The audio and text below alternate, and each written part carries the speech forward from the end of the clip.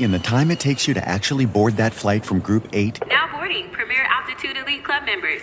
you could have bought a Hyundai on Amazon. Yes, that Amazon, where you buy everything else. Mid-tier Altitude Elite, feel free to board now. So while you're waiting for them to make up new boarding groups, you can order your dream car and the dealer will have it ready in no time. Now boarding groups 1 through 7. So close. Visit HyundaiUSA.com or call 562-314-4603 for more details. Limited availability. Pick up through participating Hyundai dealer in select markets. Hello, welcome. Let's chat. It's hard. You want to talk? I know, that's disappointing. Sit back. Let's work this out. How's it going? What are we doing here? Where are you going? Hey there. Wow. It's not always easy. It's amazing if you think about it. Let's think about this. Strange. I have some thoughts about that. Life is hard. Trauma bonded. I interviewed Jason. I've done follow-up interviews, but he was my first full length, top to bottom, all of it. And it was really, really special. The process is grueling for the storyteller and it's grueling for the interviewer. It's 3 hours or more of diving deep into uncomfortable and often emotionally charged topics. And I really loved it. Yeah. Yeah. It's like the whole world kind of melts away and it's just you and this person and this intimate human experience. And I'm so happy that Whit lets me do this work. And Jason is a beautiful person. He was a joy to interview and listen to. He's a bright light. He would get into these grooves of talking where you could really sense that he was like being so deeply authentic and still being like the incredible wordsmith that he is. It doesn't surprise me that he has a successful artistic rap career. Like he really does have a way of speaking that is really moving. Like I would ask him a question and he'd finish speaking and I go, wow, that was really good. And him and I both would kind of like chuckle about it. And I'm not trying to toot my own horn, but he would go, well, you kind of just bring something out of me. But I think it's ultimately just about setting that space to be in that space together. It's just an incredibly moving experience and one that I never anticipated. When you think about the prospect of, oh, I'm going to be talking to this person for 3 hours, it just sounds daunting. But when you like just release and let yourself go in the process and you're just with the person, holding them up in the space so that they can get their story out. And then you have a production mind as well. Like sometimes you have to ask them to repeat something, etc., or rephrase it so that it works from a production standpoint. It's just such an amazing experience. I say all this to say that I'm so grateful and lucky and thankful that I was able to be a part of capturing his story.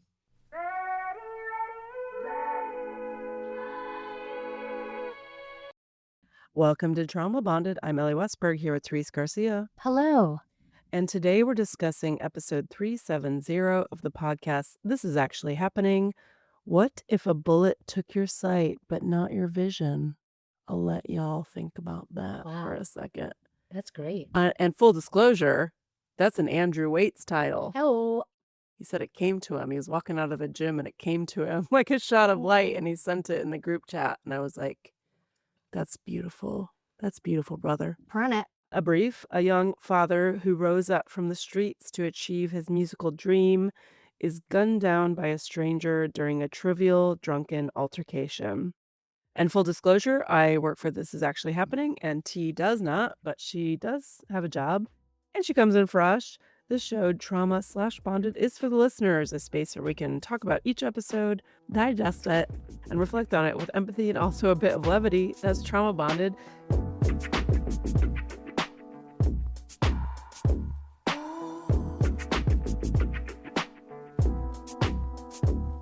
T, what stuck out to you is the heart of Jay's story. Thank you, Elly. This was a great one. I went with one word for the heart of Jay's story today. That word is diamond. Okay. I'm no scientist, but like diamonds, Jay was shaped under intense pressure. That's how diamonds are. And his first album was called Smoke Diamond. Hey, I thought I knew that. Sounded familiar. there you go. And, okay, he's transformed his pain, his loss of sight, into resilience, strength, and brilliance, right? I like how you judge a diamond. Like the broken glass he saw at the moment he was shot are like the many facets of a diamond. Though it might seem broken, it's also illuminating. And I also love how he describes friendships, and I think we'll probably jump into that later. I wrote a lot about Yes, yes. You know, he says they're more valuable than diamonds, rare, irreplaceable bonds. And finally, as we said, you know, his first album called Smoked Diamonds. I'm not familiar with that album or why it's called that, but I think we're going to have a little listening party during this oh, episode. nice. To me, his story, he himself, he became a diamond, formed by hardship, shining bright, a beacon of hope, courage, compassion, and bling, bling, bling. Am I right? Ellie, what was your heart of the story?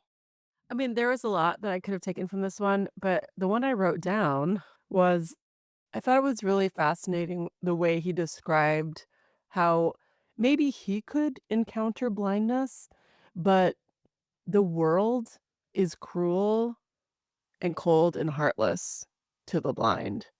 And that really rung true for me. I'm not a disabled person, but I have taken care of your mom and pushed her around in a sporty wheelchair. And it's weird when you're dealing with someone that is differently abled, you really see how the world definitely is not set up for them. I can't even imagine how a unsighted or low-sighted, reduced-sighted person has to encounter the world for a sighted world, really. The way he illuminated that point, I thought was just really poignant. But there's so many hearts to Jay's story. Age 7, he rides his big wheel to his mom's work. Can you imagine Arlo doing such a thing? Do they even make big wheel? Well, first of all, do they make big wheels anymore? It'd be amazing if you'd get all the way across the Golden Gate Bridge to my office. First off, but I'd be pretty surprised. A little bit Even different a hill. mile. Yeah. A quarter mile still. I'd be pretty surprised. Yeah, I mean, back then, like, your big wheel was your entry into other neighborhoods. Maybe just your neighborhood. Did you have a big wheel? No. It's so funny because I don't remember having one at my house, but my grandma had one for me. Like, I remember riding around her block on the big wheel.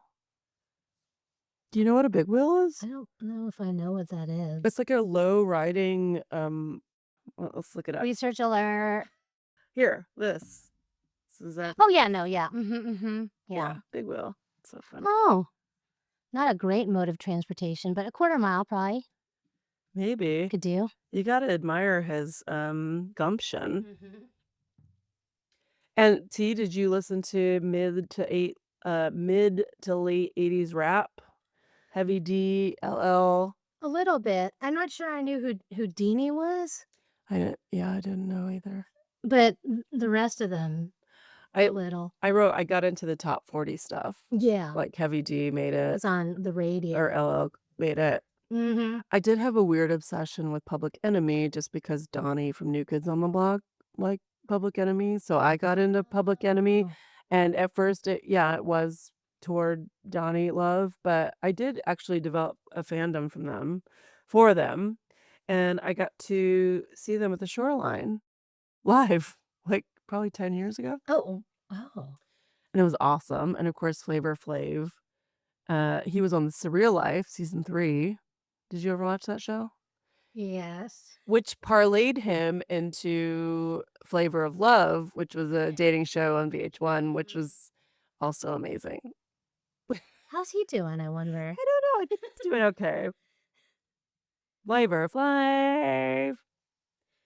The interesting thing about Public Enemy with Flavor Flav is really like this front man, and like, you know, he wore the like big clocks, and then Chuck D was sort of the the more militant, like politically oriented one. And I always thought that they were such an interesting combination of voices and media presentations in one group.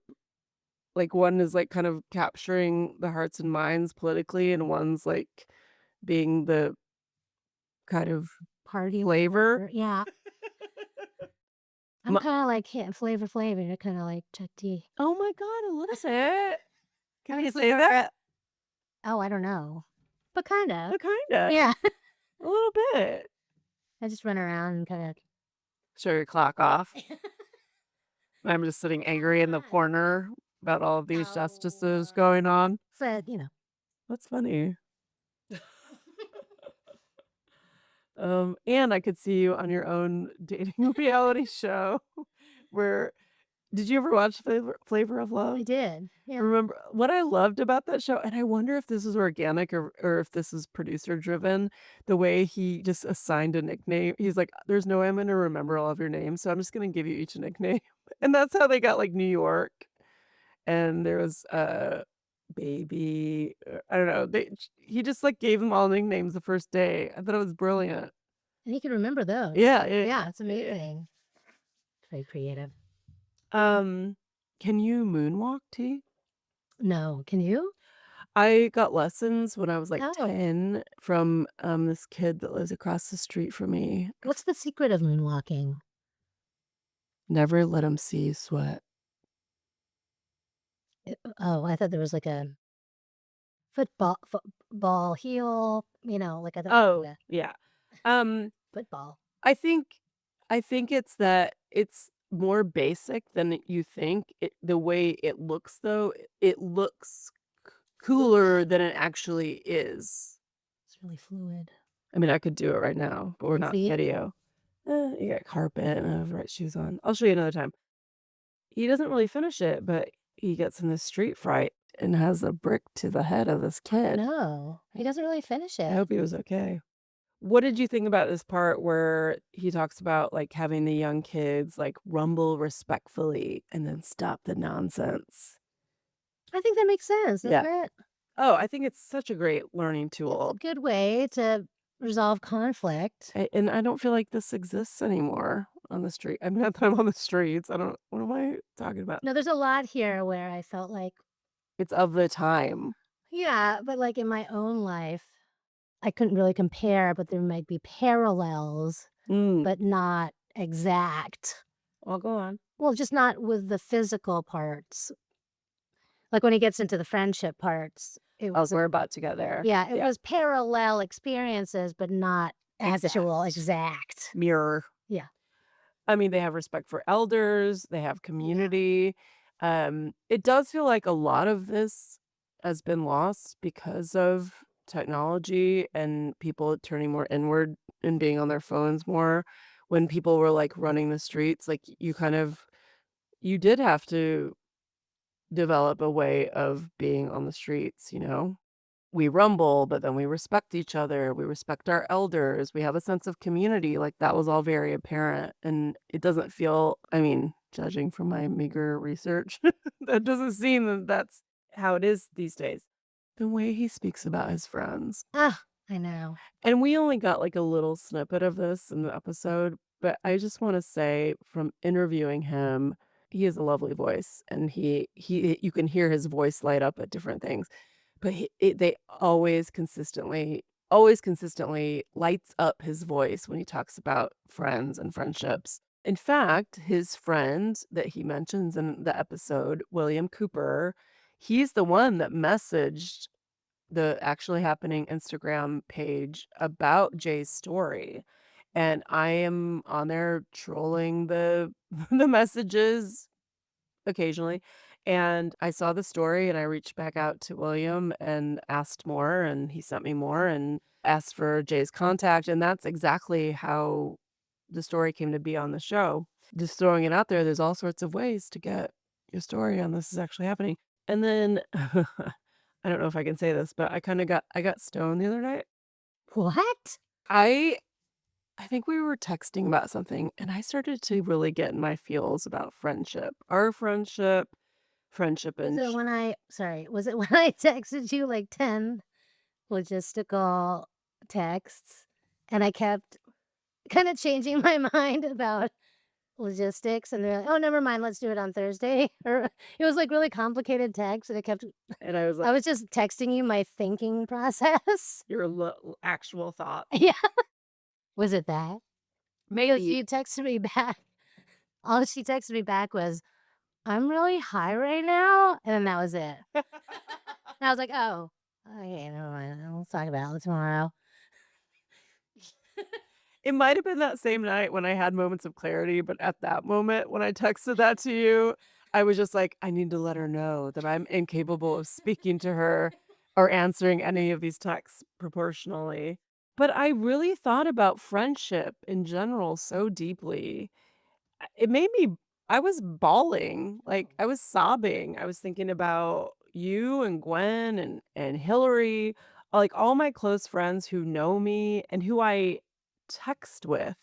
This is what happens when you're high. You just think about things in different weird ways, but, like, we send messages back and forth on a computer at any time of the day. That's crazy. That's insane. And it was blowing my mind to think about it. Like, we text and we hang, and there is this established, like, knowing that is so comforting and reassuring. There's just nothing better in life than a friend. Forget love. I mean, love is good and all. And honestly, your lover, your partner should also be a friend of yours. Forget family. Friends, man. Friends. Friends is deep. Yeah. Not the show Friends, but Friends. Well, that too. You think Friends, the show, is They don't deep? text in Friends. But do you think they're deep? I don't know. We could get into a whole It's thing. weird how they fuck each other. All the weird machinations. They had to do that to keep us watching. Ugh, I hated it. Okay. Rap group, all in the family, smoke diamonds. Wait, hold on. Let's listen. Wait a minute. What? Well, I want to talk more about Friends. The show? No, the Friends part. Oh, go. Yeah. Okay. Friends part. Because like I was saying, his experience, because I was thinking about you a lot when he was talking about Friends. Me too. Right? Well, And he was like, oh, like diamonds are more valuable than diamonds, right? And he was like, they're totally irreplaceable. There's all these seasons, they stick with you, right? Through getting jumped, right? I was like, yeah, jumped. I was like, no, you know, I didn't get jumped, but yeah, battered and bruised. I was mugged You up were night, I was thinking that too. I was like, yeah, and I was yeah, gonna meet with you that night. Like, I know, yeah, you were the but first, my first friend I It's true. saw after that. it's true. That's true. Yes. Yeah. So yeah, and then the battered and bruised, like and then football, and I was like, yeah, pickleball, Yeah. I was just trying to get it. Like I was like, I'm with you. Yeah. It just wasn't exact everything because we don't have the same life, me and Jay. Yeah. But I felt like I was with him, and all of us can identify because with friends that you've had for decades now, Yeah. you've been friends for decades. You've been through the shit, As of you. right? Yeah. Yeah, you know the things. We They're all days. Oh my God, you've seen me at my worst, the best. that's what I'm saying. Like, it's so endlessly special. We all just like roll with it because it's what we do. But if you really think about this idea of being in this relationship with someone that's not transactional, Mm-hmm. it's not business, it's not romantical, it's just two people that like each other, just want to be around each other. They're hanging out for like decades, and then sometimes you're just assholes to each other, and then it's okay. And you just come back. It's like, You just and Yeah. you talk about it and you Yeah. come back from it. oh, it's just having a bad day or whatever. It's Yeah. it's really magical. Yeah. I mean, we haven't been assholes to each other in a long time. I mean, there was a time I got kicked out of that bar in Nebraska for fighting. Oh, yeah, that's true. Yeah, I think that was probably the worst. That was definitely the Yeah, that was worst. probably the worst. I was legit afraid that we were gonna like Break not up? be friends anymore. And that was over you having kids. Right? I forgot for a second. You're like, why did we fight? Yeah, I forgot. Remember, it was a speakeasy in Omaha, Nebraska. There was no one in there because it was a It was speakeasy. a secret speakeasy. Yeah. It was behind a bar. Yeah, and we got in there and we were looking at the drinks and we were already drunk, I think. And That's why it's really fuzzy. we started talking, and this was before T had kids, and we started talking about it, and I'm just so annoyingly anti having kids.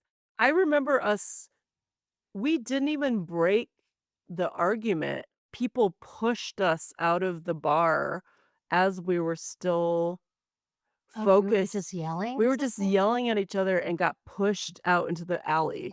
Because you were like, don't have kids? And you were like, "Well, if you don't want if you don't think I should have kids, maybe when I do have kids, you shouldn't be in their lives." Oh, God. Oh, you don't remember No, this? I do remember. No, I remember it was getting intense. It was so intense, and then we got kicked out of the bar, and then we got an Uber back to our hotel, and we both went to bed like No, mad, like we were Yeah. both mad. we talked about it the next day We talked, but it was in the car. the most precarious I've ever felt with you. Like, I've always felt like I can talk to you about anything, but it was the most like, how are we gonna address this and get But we through were it? good talk about it in the car, right? Luckily, we were trapped together in this car. We were trapped. We were trapped in the car for hours. Yeah, so we had to address I it. did, yeah.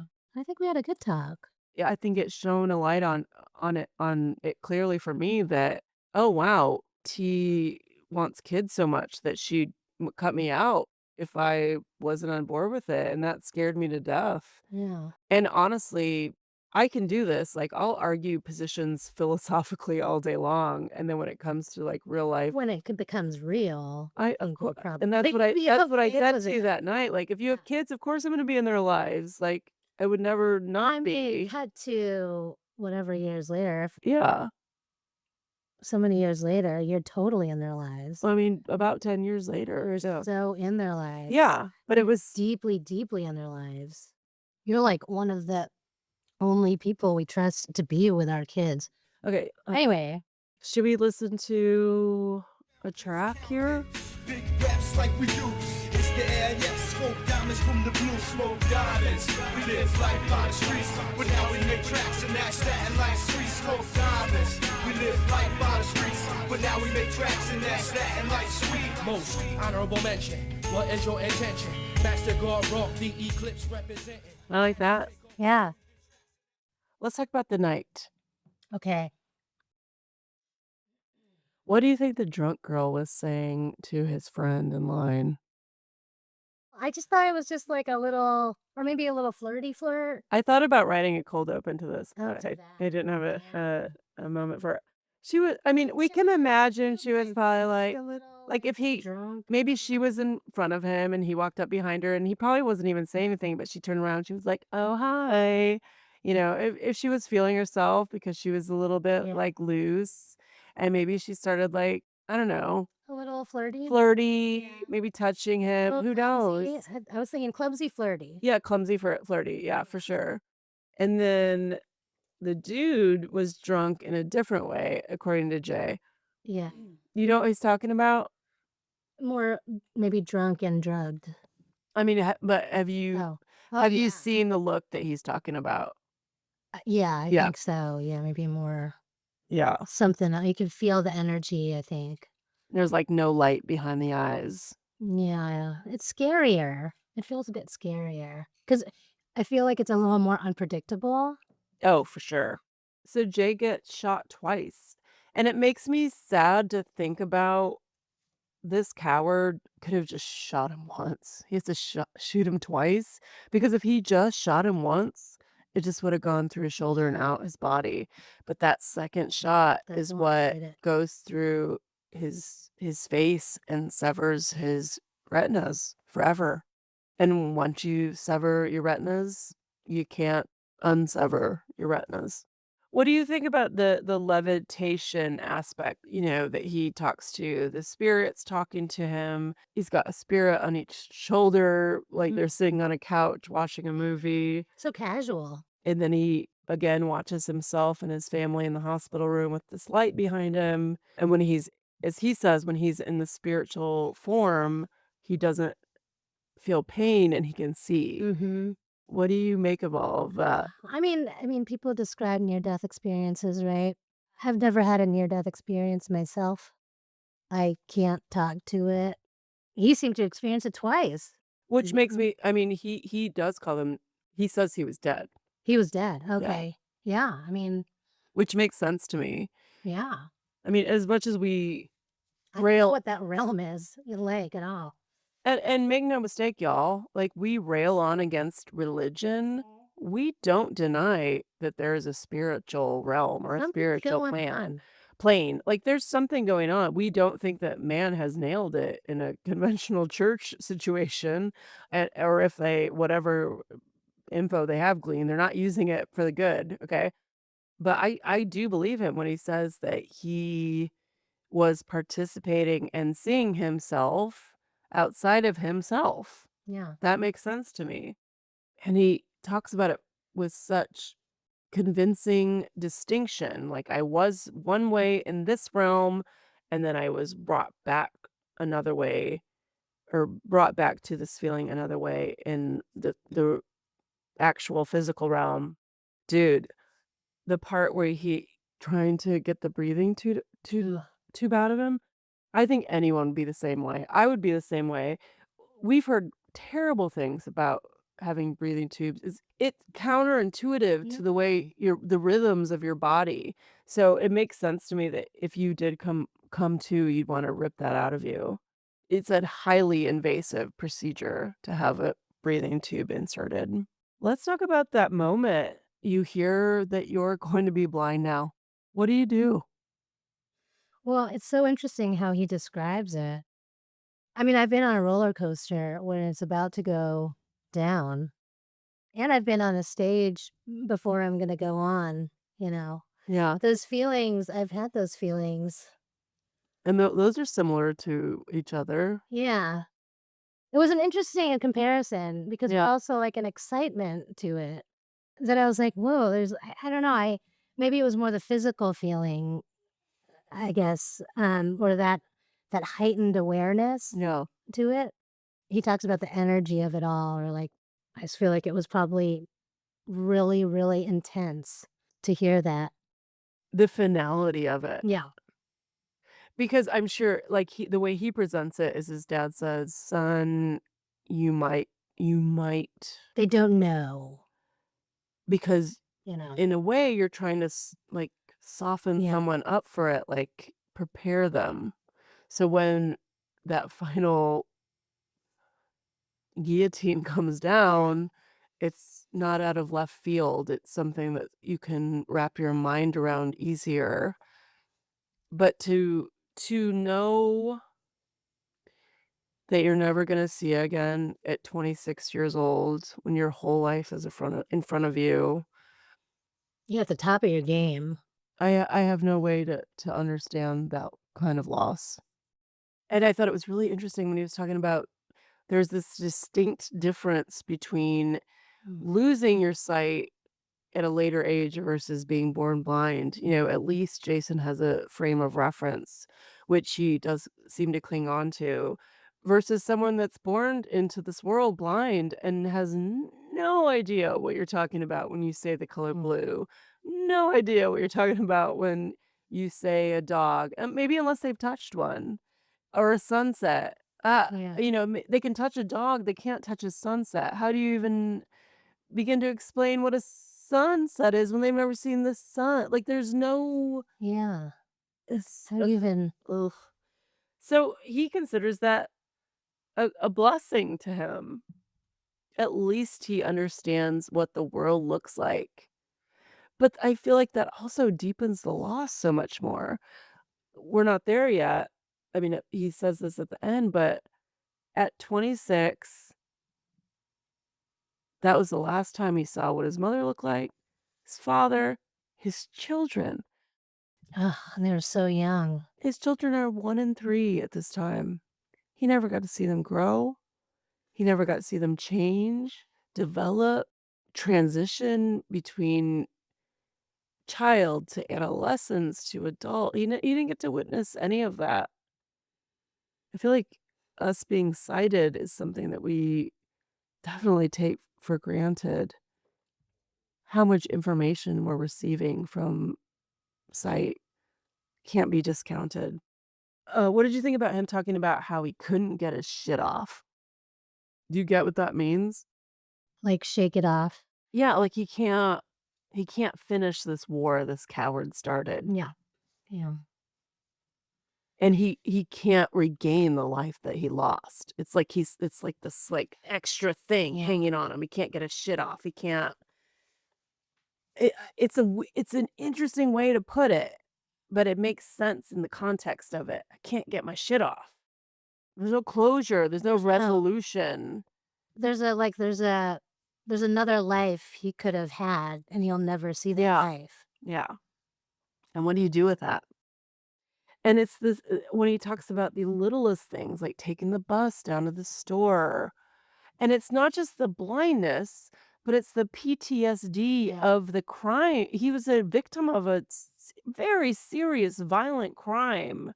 When you are a victim of a serious violent crime, you know what happens? Your world is broken open because you realize it's possible to be a victim of a violent crime. So now everywhere you go, your little spidey senses in your body are going, who else is going to hurt me? Now you're blind and you can't deduce it by looking at someone in the face. You can't deduce it by looking at their gait, how they're walking at you, how they're talking at you. I can't imagine having to deal with the blindness on top of the PTSD. You're even more vulnerable. Absolutely. Because this coward, he is essentially shot him in the back, Yeah. for no reason. Now you know it can happen. How do you move on from that? And he describes it. It's this visceral image that he creates. He feels like he's a piece of meat waiting for this like circling wolves to devour. His mother is such a huge support and influence. Again, he doesn't even want to walk to the store because he's afraid he'll he'll stumble off a curb. Talk about having to develop a practice and to regain confidence. I respect him so much. I can't even imagine having to pull my shit together to deal with something like this. How do you regain your frame of reference once you lose it? Computers helped him. Mm-hmm. This is something that I thought about, like thinking about how much you read every day, not to just glean information, but for entertainment, for community, for involvement, for communication. Reading is something we do all day, every day. And now that is completely gone from you. Mm-hmm. And yes, there is technology, thank the Lord, Allah, Buddha, whatever the Hindu god is. Thank that person. Steve Jobs. Oh. Oh. I don't know. I'm sending my thanks out into the universe. I'm not sure who should receive it. But now there is technology where stuff gets read to you or Yeah. said to you. But like I'm a visual I'm a Yeah. visual person. Like I take in info even reading is like I can do reading comprehension, but like I'm a visual learner. I need imagery. I need examples, demonstrations. Like that's how I learn best. Like to not have the ability to take that in visually, Mm-hmm. you're set back in so many ways. You put detergent on a sandwich thinking it was ketchup, Ugh. and I can see that. They're Yeah. similar shaped bottles. I thought it was fascinating insight, how blind people feel things. Yeah. It's like them Yeah. taking a glance at something Yeah. and, like, taking in information. Yeah. And to a sighted person, it's kinda wacky and weird, right? But we do that all the time in ways that we're not even conscious of. You walk into a room, you go to a party, boom, glance, glance, You glance, gotta glance, clock it. glance. I'm clocking. Yeah. Where's the bar? Where's Mhm. the guy I like? Where's the exit? Where's the bathroom? Yeah. Like you're doing this subconsciously the whole Yeah. time. And then to all of a sudden be without that. Yeah. I do love how he talks about his gift, the gift, he Mhm. calls it. his blindness. His hearing is so tuned in, and it really improved not only his music, but the process of making his music. I mean, I guess for a musician, blindness is if you had to pick between, I there's like mean, that thing where like, would you rather be blind or deaf? If you're a as a musician, musician, you'd want to be blind over blind, deaf, like, right? yeah. Especially if, What a terrible I game. know, it's really, But hey, yeah, guys, yeah. which disability would you rather have? Drink if you, it's like, what? Drink if you'd rather be blind than deaf. What a fucked up world we live Smoke if you, it's like, what? No, totally. But yeah, his sense of hearing is heightened. It works out perfectly for him. And yeah, all down to like the mixing and all the things. I love this analogy that he put forth that there's this bridge and this bridge is a combination of faith and determination and family and support kind of holding hands, right? And it's over water, but that water under the bridge is deep. It's always there. This is a great analogy because he's saying when he talks about this shit, he's always pissed off a little bit because he can't get over this. Why did this happen to me? The resentment, the the regret that they couldn't have fought this out like men, the hurt, the pain, and almost the regret he has for the dude, right? He feels some intense empathy for this guy, right? The shooter. What were you thinking of to take a man's life over some words? He'll never see his mom and dad and kids again. He's robbed of literally seeing his kids grow up and change and develop, but he sees that his shooter lives in a terrible place, and Jay feels for him, and he has to walk this weird fucking combination of forgiveness and hate at the same time. You can do it. It doesn't sound great, but you can do it. It's funny, I like I said, I interviewed Jay, and when I asked him the question about how he felt about the man that did this to him, he did answer in a really conscientious way where I could tell that he really had been sitting with this dichotomy for a long time of, I forgive him because I must, because I have to, or it will eat me alive, while simultaneously hating him for what he's done for me. Done to me. That is a fucking weird place to be in.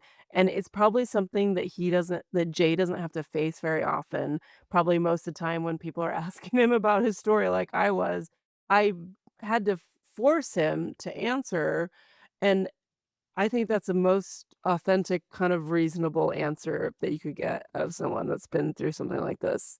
I forgive him, but I hate him. Yeah, it's complicated. It's so complicated. But it can't rule his life. Otherwise, that would be it. Well, and that's the other thing, like, Jay has really made this effort to progress in his life professionally, spiritually, emotionally, relationship-wise. Like, he has not let blindness hold him back at all. But if you ask him on a good day, really, like, make him say it, "How do you feel about what this guy did to you?" Fuck that guy. He has to be honest in that moment. Yeah. Is 12 years enough for this guy? Mm. And Jay doesn't concern himself with that. Yeah. He's like, he believes in karmic retribution. Let's talk about Jay's wife, his lovely wife, Okay. Keisha. I just want to give a little shout out to Keisha because she was really instrumental in helping to facilitate the interviews. She's lovely to communicate with. She's friendly. She's cares about Jay and what he does so much. You didn't get to hear the portion of their meeting story, but it is in the episode. Jay met her post becoming blind, they went to this event, this blind event. She's sighted.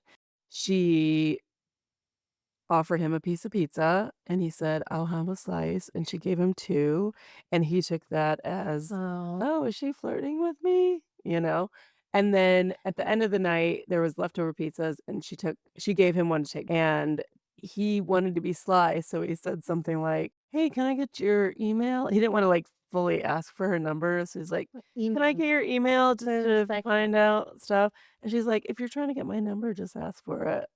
Anyway, they've been together 10 years, and she's his support, and he's her support, and she's just a really wonderful person. Was she flirting with him with the 2 slices of pizza? Yeah, Okay. Just that's wanna how make you sure. flirt with men, right? Food.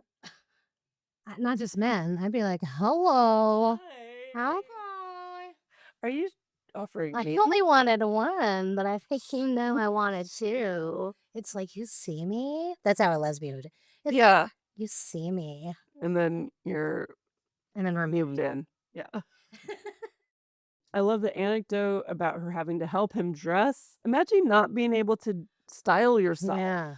Yeah. when you And if that used to be previously a big loved to thing. do it. Yeah. He's very Christian, but he seems to really live it, so we'll let him have a pass. He has a dedication to the blind, tele vision, clever, Cool. and he can't see his own music videos. But they created the first hip hop audio described music video, which is pretty cool. And then I fucking loved the last line of this episode. Whit's been bringing it with the last lines he Oh, always says lately. yeah. He essentially says, "Be prepared, Yeah. get yourself ready." And then he says, or then he asks, "Do you have the courage to be something you never wanted to be?" Oof. It's good, y'all. That is good. Gave me some inspiration. I was like, "Be ready, man."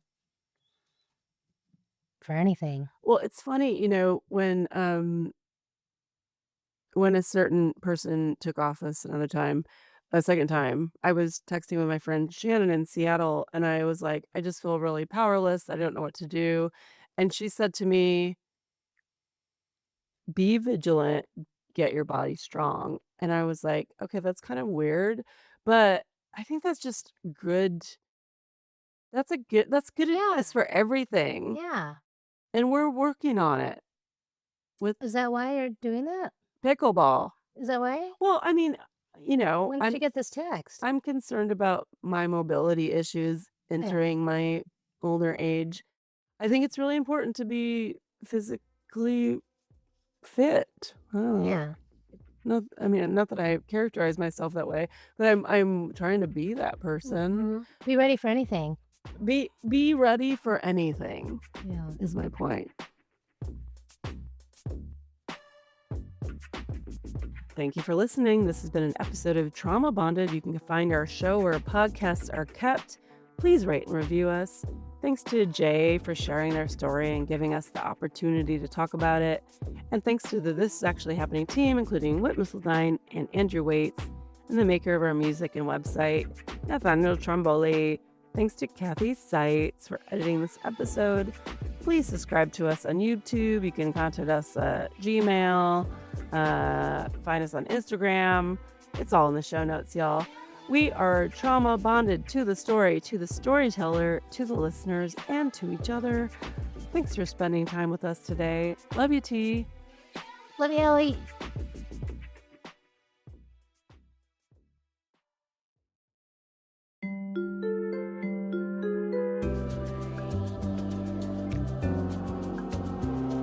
Good job. Hey, thank you. Hey, thank you. Okay. Have a good day. Thank you.